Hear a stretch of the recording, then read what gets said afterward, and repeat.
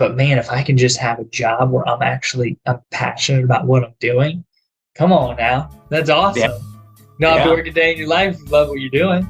And so, Absolutely. and so that's, and to get at that 70 years old age, like you're saying, and still be working in the business, that's why. That's why people have that answer. I think that's why you have that answer. And that's such a beautiful thing, man. That's so cool. Welcome to the Landscape Cafe and part 2 in this series. You know what life is, challenging and exciting and fun, and it gives you vigor, you know? Right, for sure. And I think something that, and I feel exactly the same way about being in the industry. I love it, and I plan on being it my whole career. But something that makes us be able to do that and love our industry and keep passion is, again, reverting back to those systems. If there's anybody out there that I could give advice to, it would be getting systems in place and then monitoring those systems once they're in place. Because this is my 5th year in business. So I've had my first 3 years, I would say, there were some points where I got really bad burnout. And man, I was just stressed. I was like, I'm ready to throw in the towel, man. This sucks, because I couldn't afford to hire anybody for, I had 1 or 2 employees, but man, you know how overloaded we get as small business owners. But implementing those systems really takes a ton of stress off of our shoulders and lets us be passionate about the industry. It frees us up so we can talk to that customer and give them, look them in the eye, shake their hand and say, hey, this is this or this is that. Go the extra mile. Those systems are just so important. And I was talking to a mentor of mine, and he was mentioning about growing to the point where I don't have to work in the business anymore. And I was like, oh, okay, that's interesting, cool. Just taking that into consideration and understanding what he was getting at there. And I was talking to another mentor. And he's like, wait, why do you have to get out of the business? What? Because that's what everybody thinks of when you get into a business. Oh, I'm just going to sit back and not have to do anything, make a bunch of money, passive income, whatever.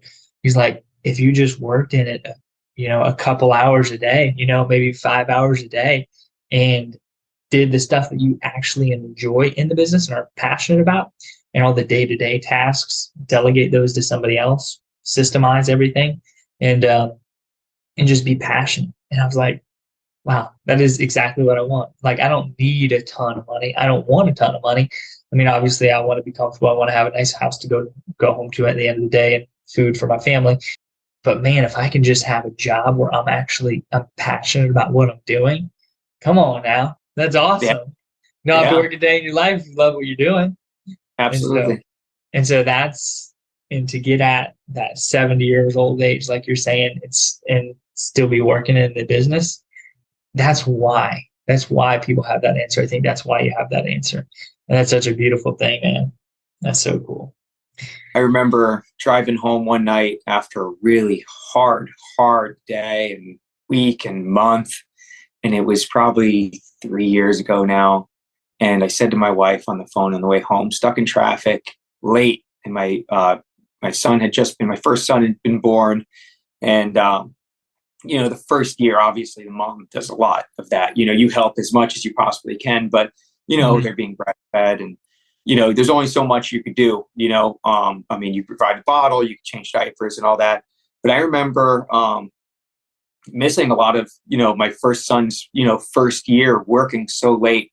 I said to my wife on the phone on the way home, I said, if you want me to continue to grow this, I really can. But the time sacrifices I'm going to have to make, I don't know if it's even worth living a life like that, to have to sacrifice and watch and be there in the morning and be there at night and be there on the weekend and, kind of be married not only to your wife, but to your company. Mm-hmm. And, you're having more than one woman is hard enough, try having a wife in a company. And it's a real balance struggle because, and family on top of that. So I remember her saying to me, you'll figure it out. Like it, just keep going, just good encouragement words. And then I I ended up thinking a lot. I know I talked to you about this, sitting out in my back lanai, looking into the darkness or the moonlit, surroundings. And just, I thought about every last bit of my company, from everyone's interaction with my company, how they're, what their opinion is of interacting from their perspective, what my clients, what, my partners, that's, the lawn guys that refer us work, people that refer us work, property managers, homeowners that don't even know us. And I went down this long list of thinking, and I came to a realization about the systems that I was running and how to do them more efficiently, with more personalization, and with providing what I would expect out of a company treating my home if I had extremely high expectations of them. And I was also, a little bit frugal. And I then figured out a lot of automatizations that I could do, how to absolutely, cut out, per se, the middlemen in my own company, to get, client to technician communication, without overstepping, on the technician. And after figuring that out, my whole worldview changed, because before it was, well, I'm going to have to sacrifice a lot to give my family, the life that they want. And now I don't really have to sacrifice my time. And I could give my company, I could give my family what they need from me, and I could be present every day. And I can be present every day, and I could be there in the morning, in the evening. I could be there on a day if I need to go, take my son to school. It's everything, no problem. That's because I cracked the code of systems and how, automation works, and how changing that old school structure of a company to what, currently what we have. And that's always going to evolve, though. It's something that always evolves. Right. You can never stop about that stuff. Absolutely. That's awesome. And so that's something that I want to talk about too, is balancing the family. Because you are very family oriented. You have a few kids. I'm very family oriented, got a baby on the way, and balancing that business. I feel like the first couple years, you have to grind. Like, this world is so grind central. Grind. You're a business owner, you got to grind. Yeah. All these quote unquote popular social media presences and these memes tell you, oh, if you want to be an entrepreneur or you want to be at the top, you have to sacrifice everything. And if your kids and your family want this lifestyle, you have to tell them, you have to sacrifice time. And kind of like, you don't. Like, the first couple of years, you might have to grind, but once you get past that, and then you hop into the systems, past your first couple of years, you hop into the systems, and then delegating and growing your business, then you have to work out of that. I know so many people that I knew their families, and they're business owners, and they're divorced. I mean, so many. And it's just because they've continued to grow, and they haven't systemized, they haven't delegated. And I mean, making money is fun. Working your tail off and building a business, gosh, it is so much fun. It's great. But at what expense? And so that grind phase that this world tells you have to live your entire life, or grind your 20s, 30s, 40s, and then retire 50, 60. Like, that's so invalid. It's that grind for that first couple of years, then systemize and delegate, and then grow and monitor your business and love and lead your family. And I think it's just such a misconception in people in our age group and people growing up, because social media is just telling them something so differently and selling them a false dream, I think. But that's something I really like about you is, and you've also shared a lot of those things and taught some of those things to me too, that you don't need to be gone and miserable. You don't need to give everything to your business and nothing to your family because you want to give them financials, So Yeah. I love that, man. I met with, my mentor's birthday was this weekend. So we went up there for a party, and I talked to his mentor, and his mentor is, in the 70s and very well off, and great family. And I was talking to him a little bit, just, how wonderful it was. I went away this summer for 4 weeks to Costa Rica. I didn't take one phone call, except for one day. I had to take a phone call one day. Yeah. And so he said to me, why you're doing all this is for them. It's all for my family, Right. So go at your family's pace, figure it out for your family. That's the goal. It's not, what are you building it for if you're not doing it for your family? Mm-hmm. Right. I mean, what's it all for if it's not for them? So, and if your wife wants you to spend more time with her, spend more time with her. If your wife wants you to date her more, because that's the priority, is keeping your nuclear family intact and happy and healthy. Absolutely, man. Those pieces of nuggets, the wise wisdom that we're called to search out, man. Those pieces of nuggets like that, man, we hold on to forever, us young guys. And it's like we can build foundations off of those truths. Man, that's so awesome. I'm gonna take that nugget and put it in my back pocket. I love that. Can you say that again? So what did he say to you? I can't repeat it again. No, you're good. It was basically growing the company with your family at center, at heart. I mean, who else are you doing it for? If you're just doing it out of pride, it's selfish. Right.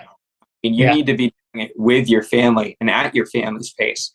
Right. At your family's pace. Yeah. For instance, I've got a 3-year-old, a 1-year-old, and one on the way. Personally, dude, time is so short right now. I mean, they're not in school yet. Now's the time, having so much fun together. I want to be present right now.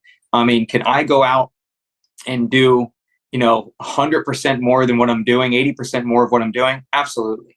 Mm-hmm. But what's my expense there? My expense is, relationship and bonding moments with my family and time that I should be spending with them. So it's not worth it. No, not at all. I totally agree with you. That's awesome. That's something I'm on a mission to change with business owners, especially people our age and coming up, because they're being told something totally different. Well, you'll be surprised how many clients and people that you rely on for referrals respect that a lot. Mm. And once you start kind of being that person, you fall into those circles with, those type of clients that do understand and like that aspect of you. Some of the clients that you have that want you to hustle no matter what.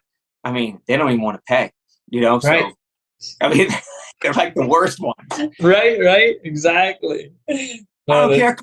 Sunday, it's like, they're paying you nothing money to do it, Oh my gosh. Yeah. I want you Saturday, Sunday. No way, man. That's my family time. Yeah. You want me out there? Yeah. They don't care, but man, they want to pay the lease too also, Right. Man, I want to transition a little bit into talking about just yards, talking about grass. I feel like a lot of clients are not necessarily educated in what's going on with your yards. Then let's keep this conversation just because there's so many varieties, there's so many different rabbit trails we can go down. But just talking about like St. Augustine Floratam, what the majority of our clients will have, is there a certain type of months or seasons that you'll see different declines in the St. Augustine Floratam? Yeah, absolutely. So you get seasonal leaf spot fungus in your St. Augustine Floratam, usually in the late, summer months, waterlogged months, and that happens. Okay. And then you get army worms in spring and fall. You get grubs depending on, just depending on a lot of factors. You could have grubs, at any time of the year on there. And then chinch bugs really will come out between about February and October. There's a little bit of, reprieve in December, January. It's not like they can't be there. It's just that the damage isn't as apparent as those other seasons. And then you get a lot of weed pressure problems too. It just depends on, what area you're in, what kind of, where the sod came from, and what kind of weeds you have. Anything broadleaf, sedges, crabgrasses, doveweed, carpet grass, goosegrass. There's a lot of different things that you can get depending on the conditions also. So thankfully, even Bermuda, thankfully with St. Augustine Floratam, you could deal with mostly all the issues pretty easily. Sometimes, it's a little bit difficult. You have to, resod an area, and but it's more of a rare occurrence to have to do that than normal. Generally, if you're a talented technician or talented, pest control fertilizer company, you'll be able to get away, manage all of your St. Augustine, no problem. We hope you've enjoyed this episode. Stay tuned. There is more to come. You can find us anywhere you listen to podcasts. And don't forget, the best place to rate or follow the show is at thelandscapecafe.com.